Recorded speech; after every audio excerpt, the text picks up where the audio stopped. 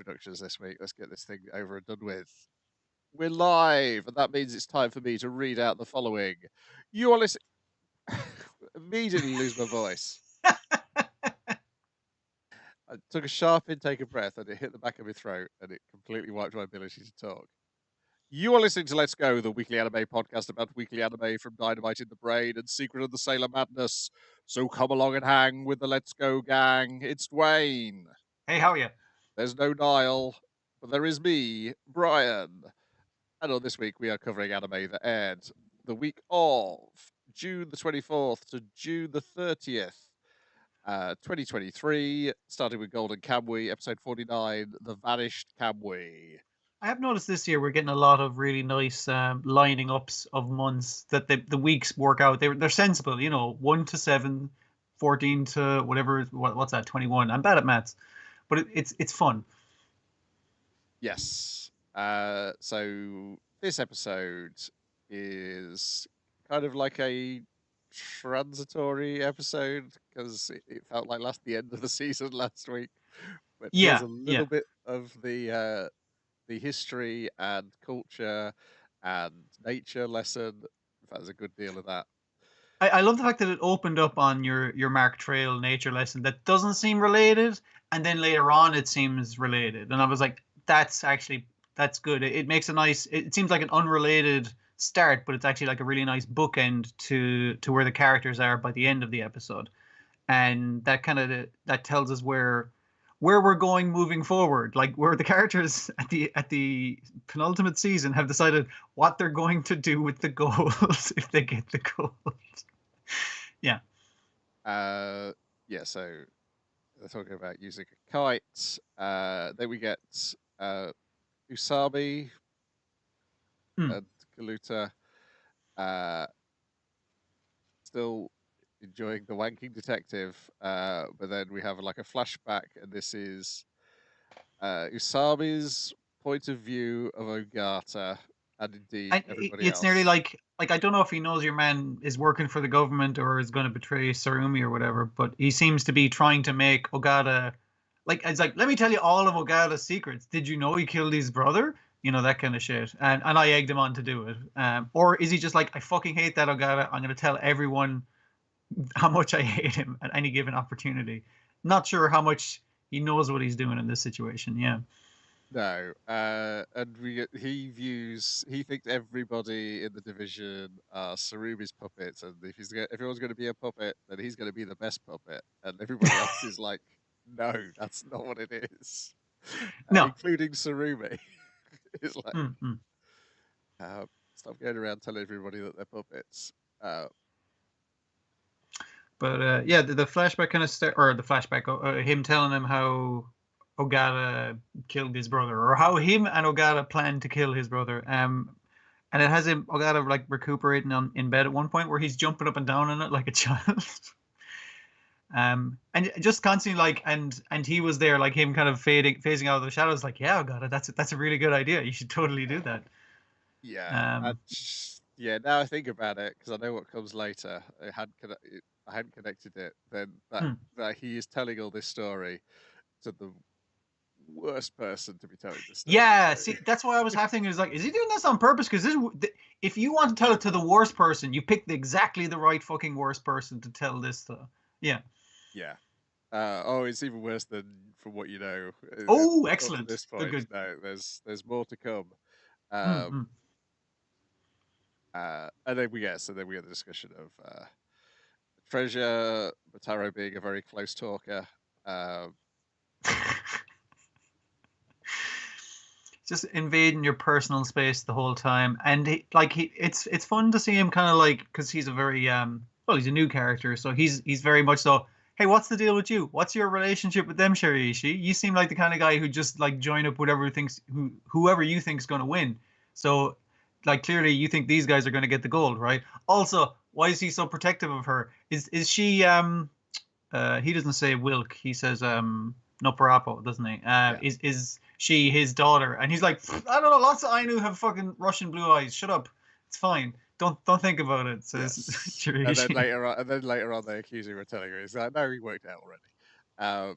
But yeah, this is also where we get the the bit of if we just keep on never looking for the gold, keep on looking for the gold but never finding it, we can stay this forever, and I can protect Sugimoto. So this is where, Yeah, she like, calls herself her, like a bullet shield for him, where yes, basically she's not going to jump into the bullet; she's going to keep him out of harm's way. Which, yeah, yes, that would work out. Hmm. it's where, yeah, but it's also a bit like, oh no, a surfer, you're growing up in that you're becoming as broken as everybody else in this series. Like this is a minor version of it, but it is you're getting fucked up by this war that you've become embroiled in, basically. Yeah. Yes, And in this case, it's a between a very small amounts of armies, but it is people fighting over gold in this case. Yeah. yes, and yeah, I think obviously she's also got the thing from way back at the start of the series. The idea is like, oh, you should have picked out a husband by now, a surfer. Why haven't you got your tattoos to say that you're a woman yet? Mm-hmm. Um, yeah, so now, yeah, she's now beginning to like have romantic feelings for Superman, even though it's never going to happen the other way, because No, no. he's in protective dad mode towards her. And it's not even that. Like when he goes over his backstory, like reminding you again that there was a woman he was betrothed to, but he couldn't go through with it after his entire fucking family died to tuberculosis, and she married their mutual best friend as a kid, and he's like, oh, that's perfect, he's just right for her. He saw him die. It's like, I'm not in the current mental state Sugimoto's in, he doesn't seem very capable of love that kind of way. It's just like you got a lot of personal problems to sort out before you get there, dude. Yeah. Yeah, and then they almost get killed by logging. Logging industry, very dangerous. um but yeah, they're kind of like collapsed underneath a big pile of wood, and it's Sugimoto, like they get to have like a frank conversation with Usurpa, leaving out a shitload of information. Like I liked anytime it did an aside, it just sort of cuts to random logs that had fallen on them when she's not telling Sugimoto. It's like, yeah, if we don't find the gold, I can keep you with me and keep you safe. But like none of you will grow as people if you do that, obviously. Yeah, then we've got Kurito as Shima playing Pogs, famous General that Pogs. was really funny to me. I was like, are they fucking playing Pogs? And it's like, yep. And Sophia wanders up, spots them, and has to withhold her rage to murder Kurito there and then. Because these are the motherfuckers who got well, her Kuroanke, yes. Kiraranke killed, and that was like, I was going to say her boy, I was like her other boy, because that guy's already dead as well. Yeah. Yes. Though obviously from the reader viewer point of view, it's like Kiraranke at that point probably he got what wasn't coming for to him. So. He probably wasn't on Sophia's side. Yeah. But she doesn't know that, like, of course. No. Yeah, and then they managed to get them out of the trees. Sugimoto remains immortal. I did like Shiriishi like slithering through the logs like a snake. That was a nice visual, and them kind of coming to the conclusions like, we should let Shiriishi on in it. He's been cool with us. Like he fulfilled the promise. He stayed by your side while you were away, and he's really stuck by it. It's like he's a slimy, useless, crap idiot, but he's been a loyal friend. So we should let him in on the secret. And that says he's already slithered his way over to them. He's like, oh, thanks, guys. And yeah, they just let Botaro in on the whole fucking thing. It's just like, yeah, she's Wilk's daughter. It's like, he already figured it out. Don't worry about it.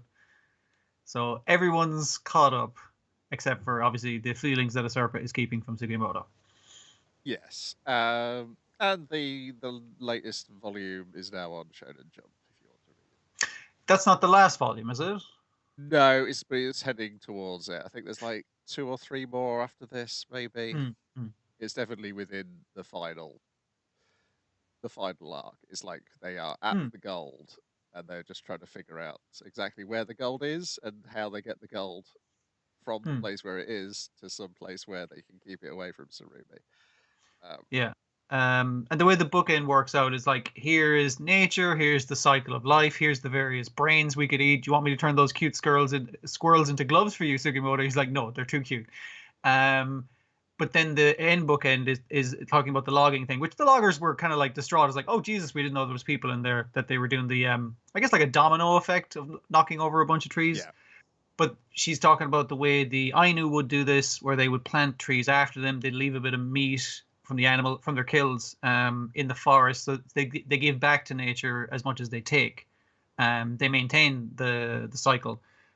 And looking at a giant fucking field of what used to be a forest and now is a bunch of chopped down trees, and it's kind of like, I know what to do with the gold. I'm pretty sure I have a good idea what to do with the gold now, because yeah, she was trying to convince herself maybe I don't need the gold or don't need to chase the gold, but it's like, no, there's something I could do with it. So yeah, that's where we end off the season. Yep. And then we've got Hell's Paradise, Umbrella and Ink. This is not the last episode. There's one more to come next week. In which one of the Lord Tensen, who showed up at the end of the last episode, spends the entire episode fighting the people who found him at the end of the last episode. And generally boasting and planning. So this is Mudan. I believe he's the peony. Yeah, that's the kind of flower they picked out from. That he is. Yeah, so he's fascinated by your ninja lady because he's like, oh, you know how to use Tao. And she's like, oh yes, we call it Ki for the Night Village. He's looking at the samurai saying, you know how to use Tao as well, but it's not as great. And you, fat guy, I'm not interested in you. You can't do jack shit. So well, yeah, to begin with, he thinks that Sugiri doesn't know either, but then she's like, oh, yes, she can suddenly do a burst of it, and also it can cut him. This is after he has boasted at the start of the episode, there's nobody here that you can use Tao and strong enough to defeat me, which obviously then seems to come back to bite him in the very last frame of the episode. As somebody does show up who clearly does have enough Tao. Yeah, it's the thing of it's kind of like a reverse Dragon Ball thing where, you know, the villain would show up and it's like, there's no one here who can defeat me, and then Goku, you know, defeats you kind of thing. It's like reverse where the villain shows up and it's like, no one here could possibly defeat me, and they constantly like are pushing him. They keep pushing him further and further the whole episode, and he's like, all right, time to unleash my ultimate form, and then a guy shows up who can take care of that. Yes. It's like, shit, you're in trouble now, lad. He also seems... So his plan for his vocalized plan for Yuzuriya is to train her, but then if that fails, because then she'll make really good 10 is what they call it, isn't it? Yeah. Yeah. But well, no, I think he's going to train her, and then in his mind he says, "Oh, I'll turn you into 10." I mean, like, you'll turn into high quality 10 if I raise up your level a little, so that'll work out. Win-win is the way he sees it, and the other two are just slight interferences. Either that or he's going to turn her into one of those guys we met last episode. Yeah, or one of the other humans that he's experimented on is currently using one as a chair at the start of the episode. Yes. So yeah.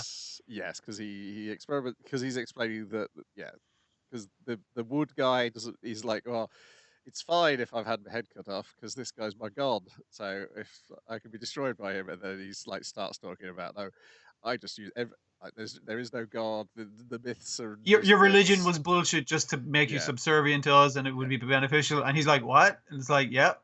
Just a big laboratory where we play with what the nature of life. In which case, then he just gives away all the secrets to the good guys. Yeah, and a bunch of those secrets aren't useful to them. For example, him saying it's like, oh, there's no elixir of life. Like, yeah, all you humans come here looking for that. It's just the 10 that we make to keep us alive. If you guys drink it, you'll turn into flowers. So that's no fucking good for you. But we're already flowers, so it's cool. And she's kind of thing is like, fuck, I guess your man Gabriel won't be able to get to his wife because there is no elixir to bring back to win your freedom as a prisoner. Whereas our Kunoichi has the right idea of just like, fuck it, we'll just make it up as we go. We'll figure something out. It'll be grand. I do like how Senter's thing is just like rapidly stabbing in one direction as his form of fighting, which does kind of pay off against the weaker human bombs that he's created. Yeah, poke a bunch of holes in those and they won't do well. And we learn that Yuzuriya's power is that she can take in medicine and then process it within her own body, so she can eat poisons and then shoot out poison webs. Yeah, she metabolizes poisons that are on her little belt and like secretes them through her body. So that gross sweat that she's sweating out is like a goo that she can use to make ropes and webbings and all kinds of like the grossest Spider-Man possible, basically. Yeah. Yeah. And yeah, and the reason why Sagiri can sort of get these bursts of tau is because of her breathing method that was being referred back to in the previous episode. Gabby Maru was taking that in, but it's very Hmm. hard to do repeatedly in a fight. But she noticed Tao is like, oh yes, I know what Tao is. And it's like Gabby Maru's got it, that giant guy got it, and I use my breathing technique to cut the giant guy, so therefore I can cut you. The problem Hmm. is he can read her Tao, and so therefore can read the movements. And he's still not thinking it was like, oh, you can cut me, but you can't. Like, I can read your movements enough that you can only get like a shallow cut on me, so it's not a big deal. You can use Tau more than her, but you only have to use it through poisons and medicines and stuff. You don't know how to use it inherently. And it's like he's even like demonstrating it like by hitting the fat guy like and knocking him back. It's like that's a ranged attack. You humans can't do that, but I'm just explaining it to you so you'll understand what I'm doing and like talking them through it in a really condescending way. It's Yeah, such a jerk. center ends up with flowers growing out of his eyeballs. Everything's going pretty badly. This guy's turned into a giant monster, and then right at the end, Shion turns up and has sliced him multiple times. End Hmm. credits. Let's find out what happens next episode. I suspect that this guy is going to regret saying that there's nobody here strong enough tail to kill me. And Also, it's he really might be good. happy because he was also happy that he got injured. Like it's a new result from the experiment. Yes. Like so, he's kind of delighted by this result. Like, and it's the thing of, and it's the standard fucking villain stuff that it's similar to the guys in the last one. Where he's like, okay, you got the most Tau, you can do Tau, but like you can increase the level, but I can read it, so you're not great at it, and you can't at all, other guy, and therefore I can defeat all of you. And it's just like, yeah, but if they're working together, then he's just taking out the little guys who give you support. Um, she'll cut you, and the other one will hold you in place to be cut. That kind of thing. It's just like you're not really thinking because it's weird. They don't really think that people working together is a problem, and it's like that's specifically the problem that you guys are going to have with humans. But yeah. Yes. Yeah. Um, oh, yes. It's the phrase he uses. Specifically, he's going to do the sex ritual with Yuzihara. That's the thing he's specific to teach her how to Hmm. even her Tao up. So yeah, that's the specific thing that he mentions. Yeah, and we kind of get like an idea of that back when we cut back to Gabamara and the lads, where he's being a little admonished by the executioner guy, going like, "If you destroy them, we can't question them about their stuff." Um, yeah, but our big samurai guy is like, yeah, but they were going to do weird stuff to the little girl, and that's fucked up. So I'm not even going to ask her where it is because she's had it rough enough. And meantime, Gabriel is just like, oh, I guess I'm doing perfectly fine, and then collapses, bleeding out of his face because it's just like, yeah, you probably push yourself a little hard there, bud. Hmm. Whereas this guy, he's a chatty Cathy. He'll tell him everything. Hmm. In the presumption that it's not going to do them any good. Yeah. Then we got One Piece, episode 1066. Here comes the main act, powerful techniques of shockwave and magnetism. So this was another one of these episodes where everybody was raving about, which seemed to come around like every 3 weeks on One Piece at this point. We're coming to the I say we're coming to the end of Wano, but like we're coming to all the big end of fights in Wano. There's going to Yes. be a bunch more Wano to get through, but we got a bunch of good fights to get through as well. So yeah. Yeah, so it opens up with Eustace being yelled at by Law while his life flashes before his eyes. His life flashing before his eyes, him just like looking like fucking dead inside, and you see machinery start fucking building itself together. It's really well shot. Yeah. And then he gets up after Law yells at him and he starts dragging his massive railgun along the floor, and then we kind of flash back a bit to various bits to save time on the episode. Yeah. We've got Momo pulling away the island from the capital, which is a great way of just having Momo's internal monologue, which doesn't require you to draw a moving dragon at any point. You don't need to lip sync the dragon. He just makes human noises. It's good. He does start moving. He does notice at some point in this episode. He does start noticing that the island's moving. He's actually doing it. And he hears the voice of Zhao at some point. Again, another thing you don't have to animate particularly well, but yeah. Sorry. Yeah, Zoo. Yeah, Zoo Zoo's is the island, country. Yeah. And Zanisha is the elephant. Big elephant. Yeah, and then there's a bit of Yamato fighting, like the last gasp attack of the traitor, the guy who can bring paintings to life, who's trying to blow up all the explosives in the island. Yeah. It's so we can cut to Yamato later when a thing happens in front of him. Yeah. But the bulk of it is Big Mom versus Kid, and then was Big Mom versus Kid and Law. It's Kid, then Law, then Kid again. They're technically working together, but neither of them would admit that, and they will argue the entire time of like, hey, don't come in with a big flashy move after I do my thing, because that makes it look like I'm supporting you and you're coming in to do the finisher. That's bullshit. And he's like, I'm not fucking doing that. It's like, you did it fucking twice in a row now. Fucking cut it out. Essentially, yeah, so Kid gets beaten down and leaves us where he is at the start of the episode. And then Law essentially makes a big hole and then yells at Kid to push her through in the hole.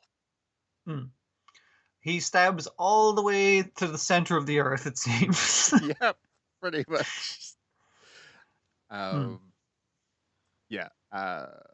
Stabs her in the chest. Through that, puncture while. All the way through. Yells at Kid to do it, and then he fires a beam. And will it push her through the hole? Well, if you watch next week's episode, yes, it did, but it takes an awful long time for her to fall through that hole. It's a very long way down, so that's understandable. I think she's hanging on for an awful long time. I was surprised how much of that episode was waiting for Mum to fall in that hole. Because I thought a lot more of it was going to be with Hiyori. The other good thing about this episode is you've got the flashbacks for Hiyori thinking about it's Momo thinking about Hiyori as a kid because it's also and it's the Dragon Ball eye catches, but with Odin and Hiyori. It's good stuff. There's some Gohan.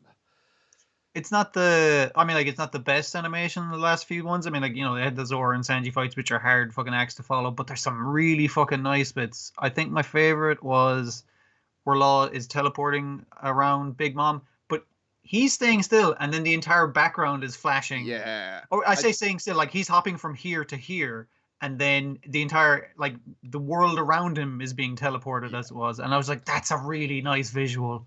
There's a lot of extravagant tracking shots and also lots of heavy shadows, which made me think of like Koike or Kawajiri. I don't know whether that was the influence of those particular things. But yeah, it's like you follow that blade all the way from, from the that's castle very nice one. down into the center of the earth, and then that shot of like that shot showing you every inch of the railgun as Kid used Damned Punk against Big Mom. So the end of the episode was, say, Big Mom hanging over this hole, refusing to fall to her doom.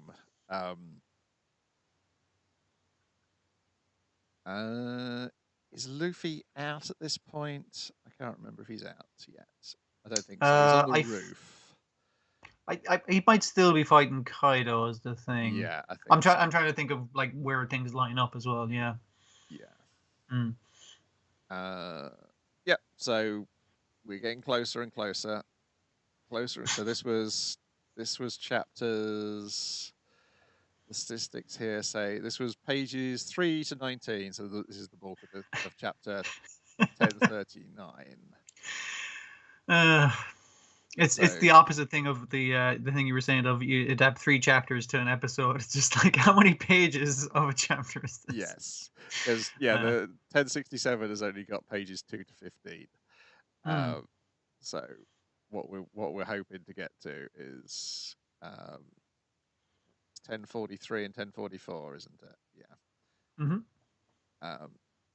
So yeah, whichever episode is adapting 1044, I think it's probably going to be the pull out all the bells for that one. It'll be another excuse to check in on One Piece, which I'm fine with, like dipping in when it gets really pretty, like it is here. Oh, I guess to be more accurate, pull out all the drums. Yeah, yeah. Then we've got Tengoku Daimakyo, episode 13. The journey continues and begins.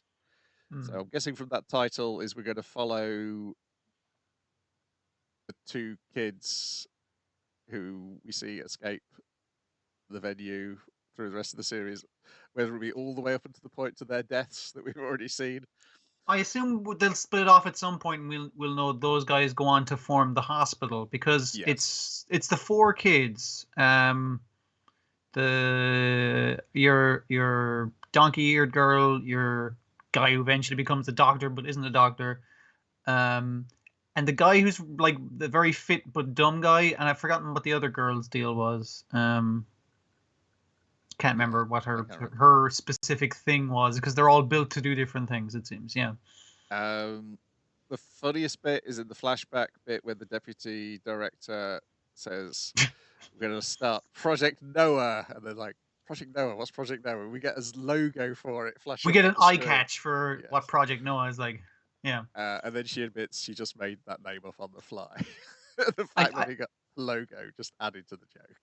I think we needed the kind of levity, and it was kind of set up as well with the doctor going, I was like, so we'll give her back this baby and we'll hang on to this other baby. And everyone's like, I didn't know she had twins. And he's like, yeah, how do we know which baby's which, doctor? And it's like, I've marked the foot of the one that isn't me. I mean, I didn't mark the foot of the one who isn't the one we need to get back. I have legitimately figured this out. Don't fucking worry about it.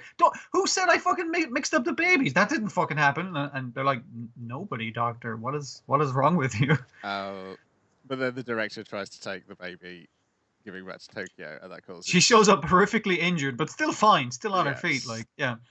Which then causes whatever power that Tokyo's got to flare up. And starts to consume the director. I'd like, maybe the director got what she wanted in living on in something, but probably not the way she wanted. I assume she's a monster now, if she's alive at all. Yes. Or we'll see more things next season, whenever that might be, because I don't think there's not enough comic to make another season of it. Yeah, that's the other thing as well. It was kind of interesting, because it was the doctor kind of going, oh, this was your baby. It was that thing that was growing inside you that we had to take you in for surgery, remember? And she's like, oh, I didn't realize that was a baby. Yeah, it's you and that guy's baby. We're going to go get him now. Come on, come with us. And the director shows up bloodied and messy and is like, robot, steal that baby from me. Probably the doctor's idea was to give her the other baby, so this wouldn't cause a problem. Yeah. You have a spare, basically, so yes, this shouldn't be a problem. But at the same time, I don't think he does know which baby was which. No, he doesn't know which baby. Like, it's a coin toss is basically what he's done at this stage, yeah. Yes, because I guess how does he create the other one? Has he like put the cells from the baby into one of those weird eye babies? I presume into one of the like you Jurassic Park are putting dinosaur DNA into a frog spawn, that kind of thing. I think that's what he's done into those weird baby spawn that they had growing. Yeah. I assume that's how they make the children. They seem to start at a little over toddlers, so like they grow them as 5-year-olds, but obviously they have to inject them into this blank slate baby. Yeah. Yes, and they seem to throw other creatures' DNAs into there as well, which is probably what the guy who's doing the paintings is reading, like spotting and why the monsters all have individual animal behaviors attached to them. It could be he's drawing, like he doesn't know it, but like he's looking at his friend Michael, and Michael is going to turn into a fish monster, But he doesn't see that. He's just like he's basically reading their DNA of what they could become, that kind of way. Could be, yeah. something like that. Yeah. Mm. And then in the future / present day, present for the story, but I don't know really. Future for us. Mm. Yeah. He's wondering where she is. She's been gone 2 days. I better go and investigate. Mm. Because I don't think she'd stay for 2 days, and they won't let him in. So he beats a load of people up, particularly after, and then when the second lots of guards start. It's the first lot of guards mentions like, oh, she was his old flame. They must have been, they were really catching up.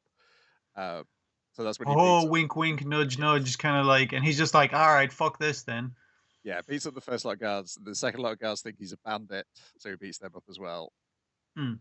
Uh, We can see himself like crying in the thing, like, and the fucked up thing is, like, because of all the fucking sexual assault and everything, but also it's like, who am I kind of thoughts kind of occurring to him, where he's just like, I have a memory of seeing me sleeping, which would be my sister's memory, not mine.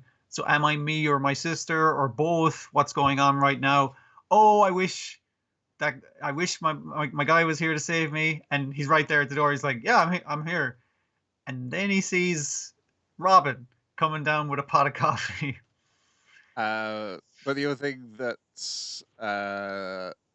Kiriko sees or hears is the gunshot. So yeah. And then also the shocked face that Robin had when Kiriko showed up at his door. So that's like intimating that it was him who shot Kiriko. Yeah. And not the monster.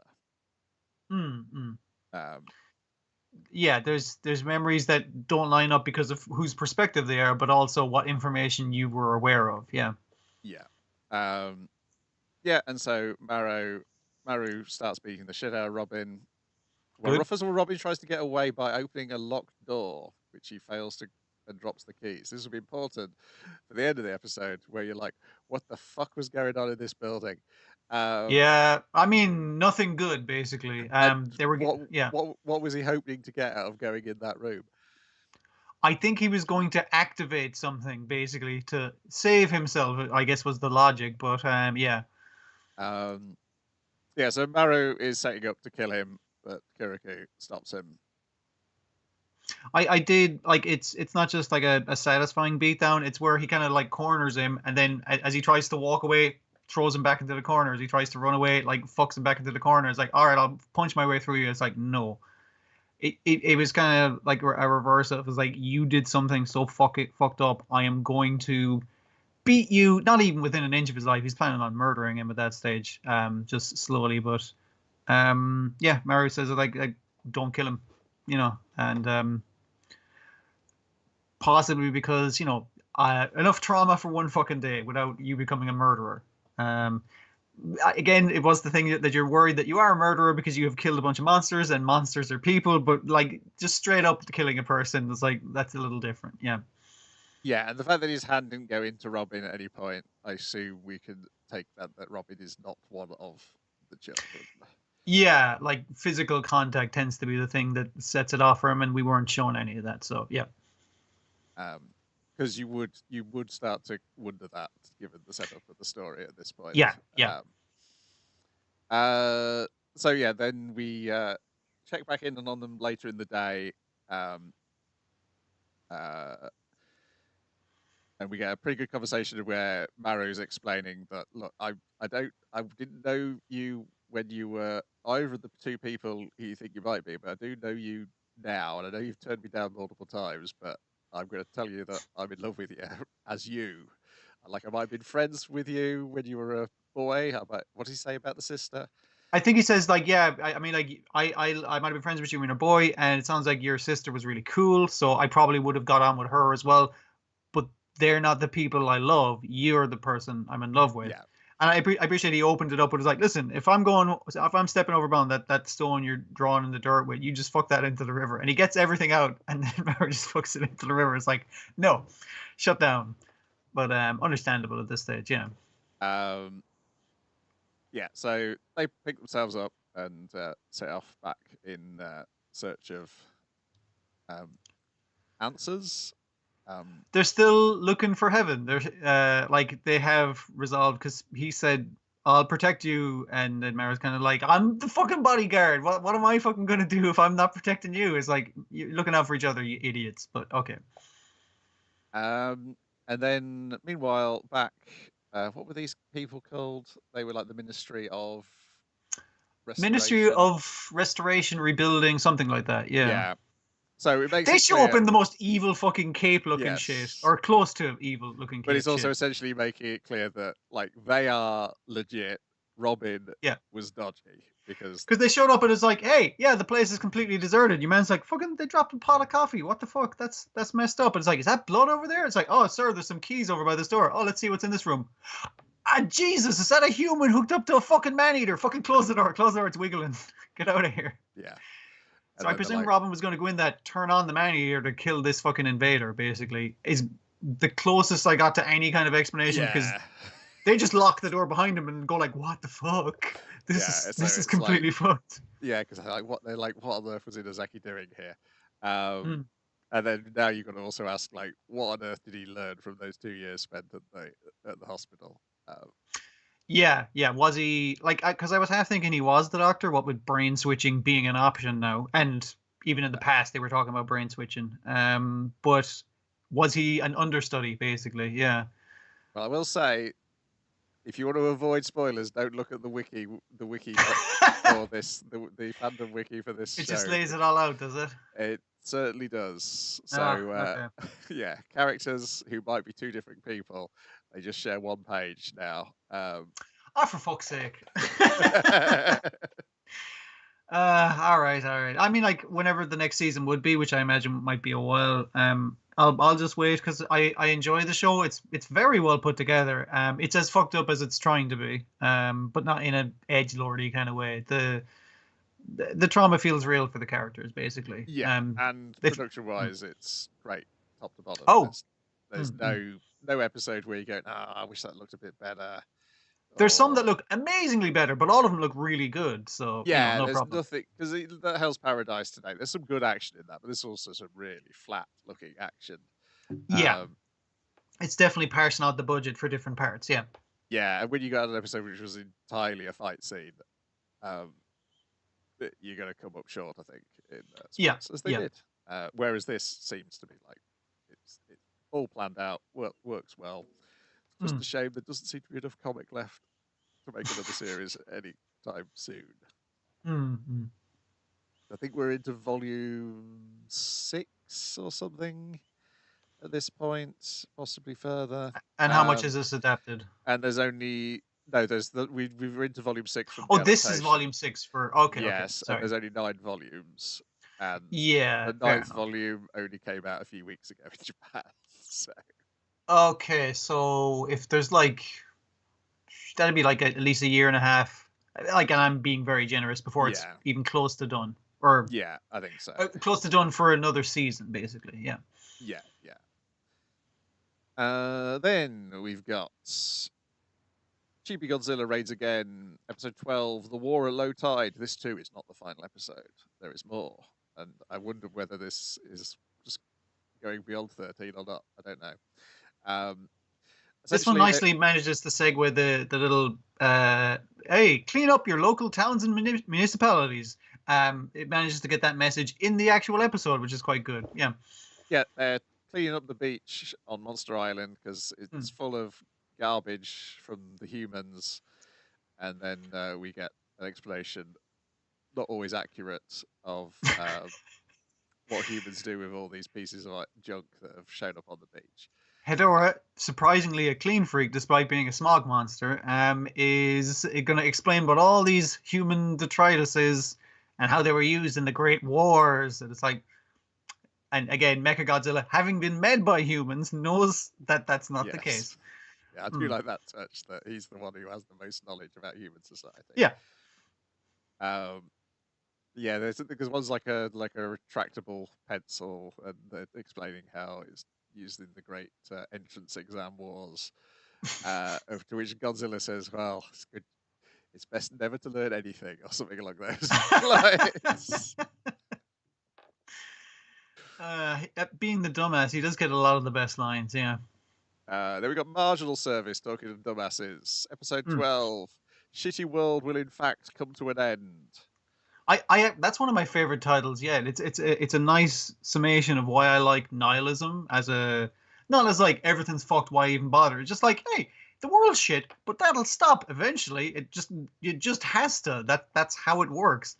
But yeah, it's everything's gonna work out okay, even though the director has shown up again wearing an evil cape. It's just a week for that, I guess. He's got the evil cape and the evil hat. So you know he's the baddie now. Yeah, so the government had been experimenting on the children who've got psychic powers from being close to From the this UFO aliens. crash and experimenting on them to recharge this UFO. Yes. What they hadn't realised is that this was just a scout. If they reactivate the UFO, it's going to attract the mothership.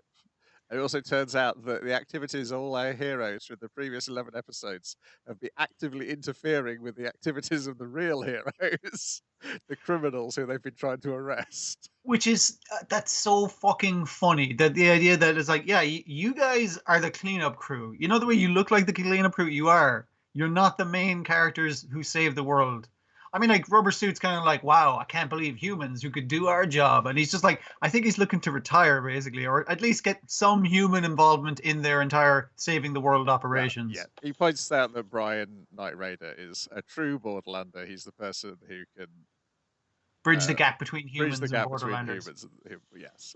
But yes, they are in fact the Borderlander service, and all the villains from the previous episodes get introductory snapshots in the same way our heroes did in episode 1. It's so good, man. That was very satisfying. It's like, yeah, would you believe the cops have been stopping the people who were doing the right thing the entire fucking time? Yes. That's what's been happening.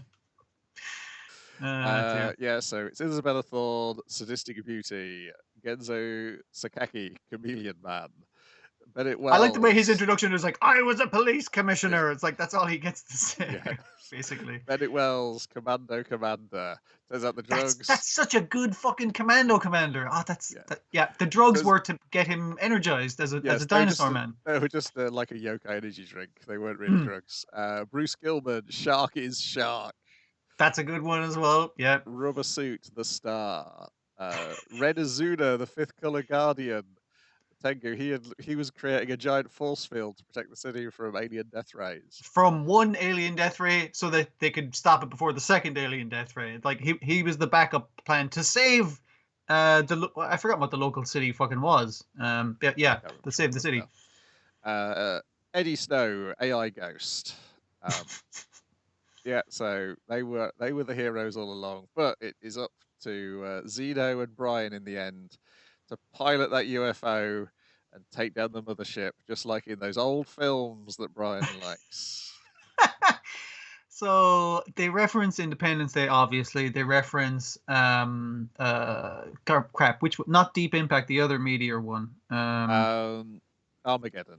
Armageddon, that's it. Yeah. Was there a third movie there? It was mostly those two. It's those two, because they mentioned, do you want to be the old man who crashes the spaceship into the mothership, or do you want to be the guy, the driller who lands the spaceship on the asteroid? Yes, because at first it's Theodore and Brian trying to pilot it, but they can't get in sync. He needs his buddy to do it.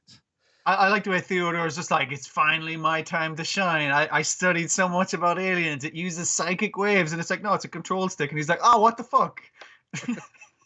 This is bullshit.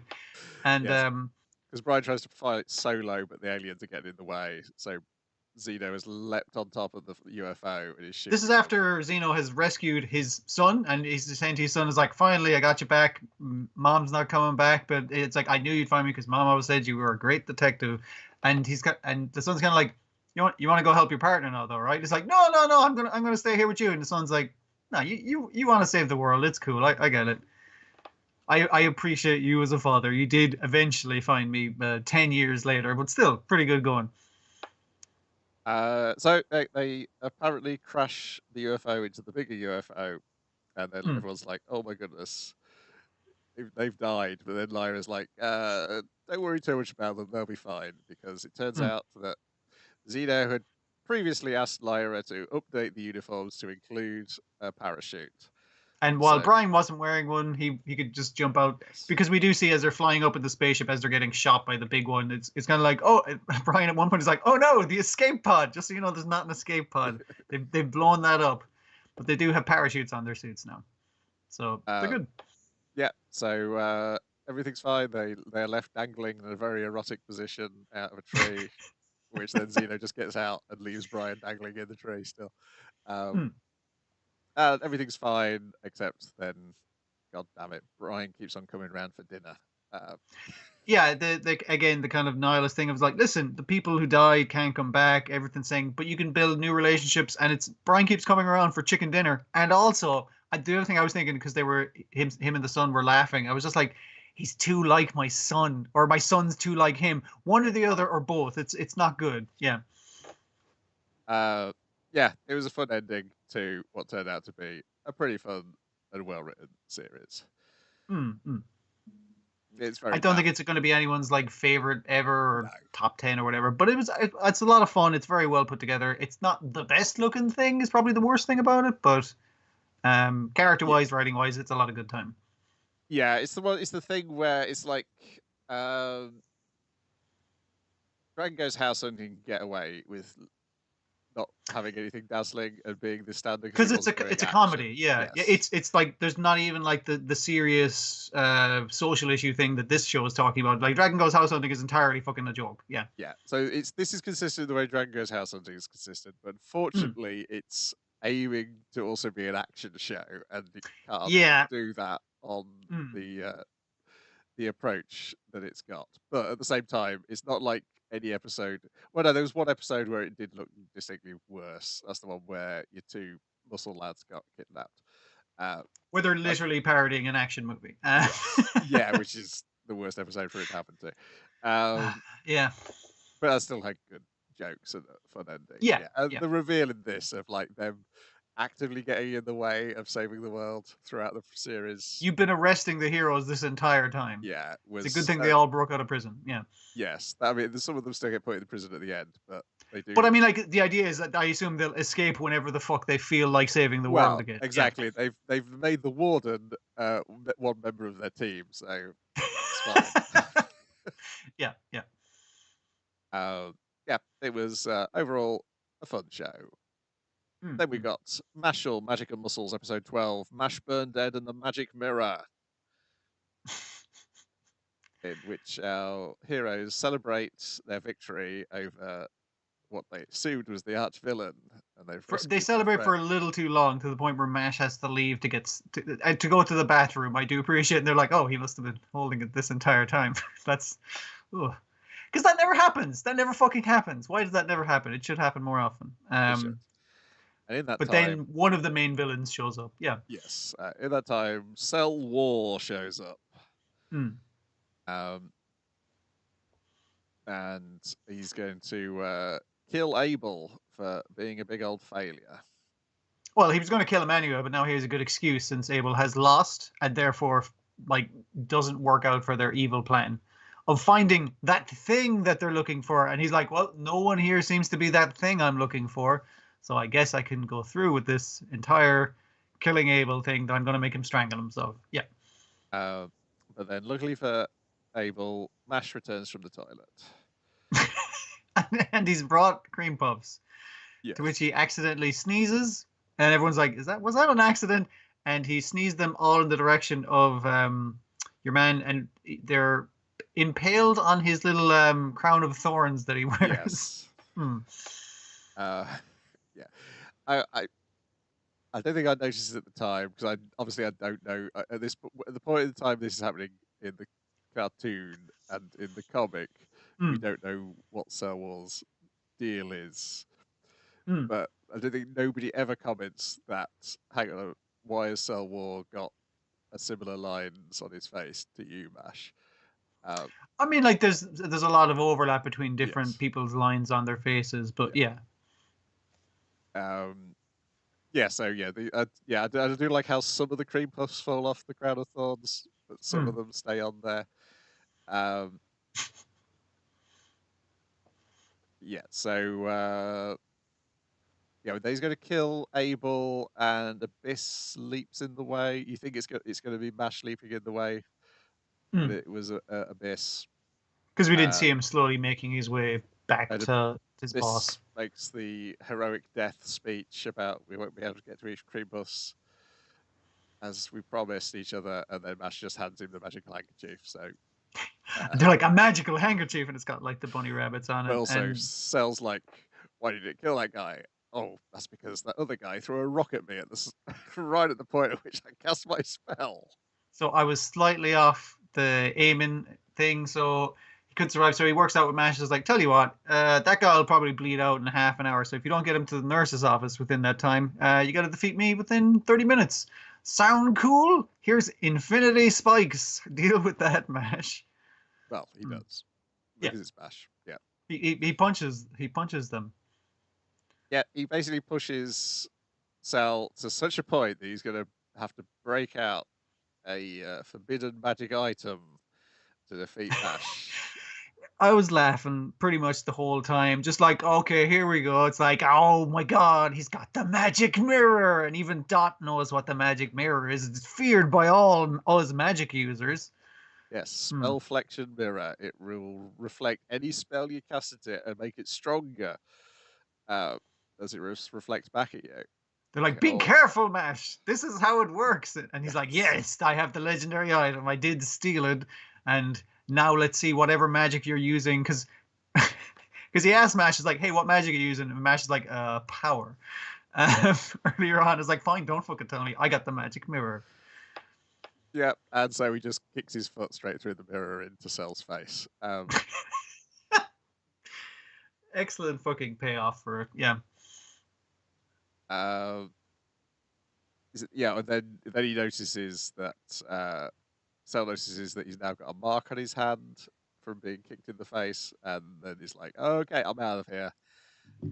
It seems very like in the creepiest way possible, where instead of shattering reality to bring in these infinity spikes, like these giant mummified fingers, like pulling him in. But it is like, okay, I gotta leave now for unrelated reasons. Bye. But it does seem like I don't want to fight you anymore. Yeah, and Mash is like, good job you left. Shame you didn't do that earlier. But meanwhile, the brains of his friends and one of his enemies have broken as they realise he doesn't do magic. They're like, wait a minute, he just punched him instead of doing any magic. Nothing he's been done so far is magic, and they're just going through everything that they've experienced. It's like, that wasn't magic. He just punched that fucking guy. That wasn't magic. He just held himself aloft on a broom by kicking really hard. It's like, what the fuck? Well, we can't let anyone know because he's our friend, but we could get in trouble if anyone finds out. And at that point, all the former puppets start waking up, and they're like, and one guy's like, you're not even using magic. Oh, I'm gonna get you expelled. And it's just like, uh-oh. Because when they asked him before, he was like, he started, when they asked him if he didn't use magic, he started stuttering. But then when somebody else who he doesn't know points it out, he's going to tell the teachers, he's like, oh, I guess it's finally out, and then eats a cream puff. Yeah. Yes, and meanwhile, Cell tells Innocent Zero that he's found the thing they were looking for. End of season. This is a show which is about 3 chapters. Because this is up to the first couple of pages of chapter 39. Okay. So that's a good old sprint through a comics. I think this should run 4 seasons now. Now the comic's finished, we know how much there is of the comic. Yeah. I forgot what because it was the last issue this week, but I'm trying to remember what number that was, and that way you could like divide it up and find the season or something. Yeah, it's 152 or something like that. Yeah, that sounds right. Click on this thing here and tell you right now. I think you're right. 4 seasons sounds about right, including the season 1. Yeah. Yeah, 162. Sorry. Yeah. So. Yeah, so we've done about 40 chapters, and one of those was a double chapter for the first one. So yeah, 4 seasons sounds pretty spot on for MASHLE. Because it only ran about 3 years, so or thereabouts. Mm. It's a little bit longer because it's only like 48 chapters you get in a year, isn't it? For something which hits every single week of Shonen Jump, which I think I don't remember MASHLE taking breaks. I don't recall. Unless The obvious. Shonen Jump was taking a break. Yeah. Yeah. I think you're right. Yeah, I enjoy the series. I'm looking forward to when the OST shows up so I can hear all those rap songs. I know, man. Fucking, we got a few of them in this one as well. They sound fucking great. And the fortunate thing now, because I was kind of like, I read it this week and I was really enjoying it. I was like, oh, that was the last chapter. Oh, I had a good time. And then I was like, oh, fucking wait, I'll get to see it again in animated form as time goes on. That's nice. And there's the official fan book coming out later this year. Yeah. Also, we've got Undead Unluck to look forward to later in the Oh year. my god, yeah, I saw the trailer for that. Looks fucking great. Yeah, that one, it looks like they've pulled the stops out in terms of animation. Because the Fire Force team, I think, isn't it? Yeah. I believe it's the same crowd doing it. So they've done great work. So yeah. Yeah, it's definitely been like the best looking David production show, I think. So this should hopefully live up to that. I meant to say to you as well. Let's send it on to you. You probably already seen it. Did you see the trailer for Pluto? That's not next season. It's coming after it. Yeah, that looks great. That'll be this season. Slim pickings. Next season. Too much stuff again. Yeah. Because once again, all your favourites are back. Plus, other things you've been waiting for ages show up as well. That's it for now. This is all of this week's anime taken care of. Next week, very few things. Currently, 4 things. One of which is Chibi Godzilla Race again. Which never takes long to get through because it is a short. Yeah, and the other 2 things which aren't on that 4 are shorts, and I don't think they're going to get translated into English. All right. Because one of them is part of the Super Animeism block, and they've not been doing the shorts on Crunchyroll. I don't think since I don't know, was With a Dog and a Cat part of that block? I think it might have been. I think that was the last one. Yeah, because I feel like that replaced another thing we were watching. I can't remember which one it replaced. Yes, because I don't think they're even done ones which tie into other shows they've got full length episodes of. Yeah. Curse you, Sony. And so that's the one about the boy and his dog. The one about the Full Metal Alchemist authors' life on the farm. Yeah. No one's said they've picked that up as far as I can tell. That seems like it'd be a lot of fun. What the fuck?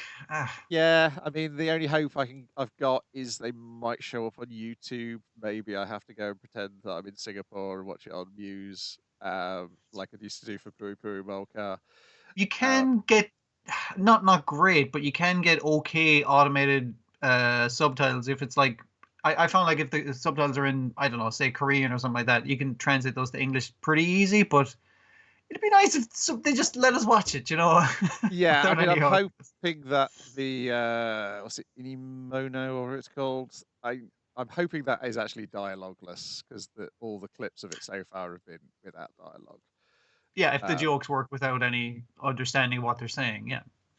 Yeah, because that is ideal. My ideal form of short cartoon is like that, like Puru Puru Molka. You understand what's being said, even though it's just like humans miming, little plastic people miming, and little furry guinea pig cars miming and making guinea pig noises, dubbed by a real guinea pig.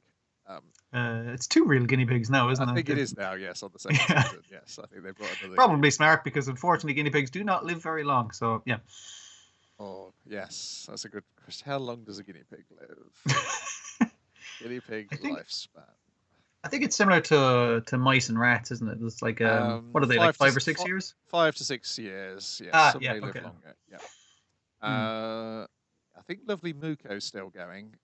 That's going to be upsetting when that dog's gone. Yeah. the comic's out in English now. I should really pick that up and see what it's like. Righty-ho, that's it for this week. We should be back with a full complement of people and a low complement of anime next week. Yeah. I would say let's do Tiger and Bunny or Bastard, but the problem is then the following week there's a whole load more new stuff that I'm not sure we might have room for or not. Yeah, we'll see what happens. I mean, I might, because I might not watch Jujutsu Kaisen season 2 as I dipped out of season 1 early. So for me, I might only have 3 things to watch next week. Yeah. It might be the thing of just seeing how we're doing. At least with Jujutsu Kaisen, you're up on the comics, so you're not so out of it. That's true, yes. And you could dip in to see if you still want to dip out, basically. Yeah, my problem was always the positioning of the cliffhangers, which you're like in the middle or start of the episode rather than the end. It's a very odd placement, yeah. I read an article about how shows do that, and apparently it's to make them more bingeable. For streaming. Yeah. Yeah, okay. But it's going out week to week, so that's a weird fucking choice, yeah. But maybe they've got the long tail, because obviously it is a property which does have a long tail. Yeah, I mean, it's ongoing currently, yes. So yeah. But it's one which has sold a lot of back volumes, and we'll see whether it does it again on this season. And maybe that is why they do that, because then it sits on a streaming service with the full season. And then if it's positioned like that, then that's going to encourage people to go and buy read it and watch it, and to read it one after the other, and then watch it one after the other, or vice versa. Yeah. It's got that. It's got the Shonen Jump loop going of the things feeding each other in the same way that Demon Slayer does and Spy Family does. Yeah. At this point, I don't think One Piece does. But I think One Piece is just like when something big happens in One Piece, then people hop on. Everyone checks in, and catches up on the volumes they missed. Yeah. It's not the worst method of it, but if your entire business model depends on it, there's not many shows that work like that. Not many properties that work like that. No, obviously, because I think Chainsaw Man has worked, but not to the success that Spy Family has. Yeah. Because I think Spy Family is an easier sell to. It's an easier sell, and it's a more not general interest, but it's not as specific niche as Chainsaw Man is. Yeah, that's not going to be for everyone. It was Roboco seemingly knocked readers off the volumes, but is getting a movie anyway. I think it's possibly because it's had a lot of merchandising tie-ins, and I wonder if they've sold really well. Okay. I wonder if the hardcore Roboco fan is a maniac. And I mean, the show or the comic, it certainly is. So yeah. And I will say, if a lot of that tying merchandise had been available to me, I'd be sitting here covered in Roboco merchandise. You would have went with the what was it, the real steel robot and all that kind of stuff. Well, that's the one thing I can get, and I'm not really interested in that. But there were some really nice T-shirts and stuff with like the artist U Room, and Sushio did one. They advertised it in the comics and everything, because the comic is an entire shill for itself, and yet it's still wildly fucking entertaining. So it's incredible stuff. Yeah. And the Sushio, the Gang Parade, because obviously Gang Parade did the theme song, and Sushio is a big fan of Gang Parade, and so there's like a tie-in stuff with him drawing Roboco and Gang Parade together. I just think it's a trouble with, or people have trouble with licensing shorts, but like we watched what little we could of it. It was very good. So because obviously the shorts we're watching nowadays tend to show up on YouTube, not on any of the streamers. I mean, Poo Poo Molka eventually ends up on Netflix. But on a weekly basis, we've got to kind of rely on YouTube. So I really should have a look to see what is on the Muse Asia YouTube account, because maybe there's stuff there which is because that's got English subtitles on pretty much everything. Okay. So that was where I got Poo Poo Milk out, but there's other stuff on there as well. Righty ho, that'll be it for this week. Let's wrap things up and say goodbye. Goodbye. Bye.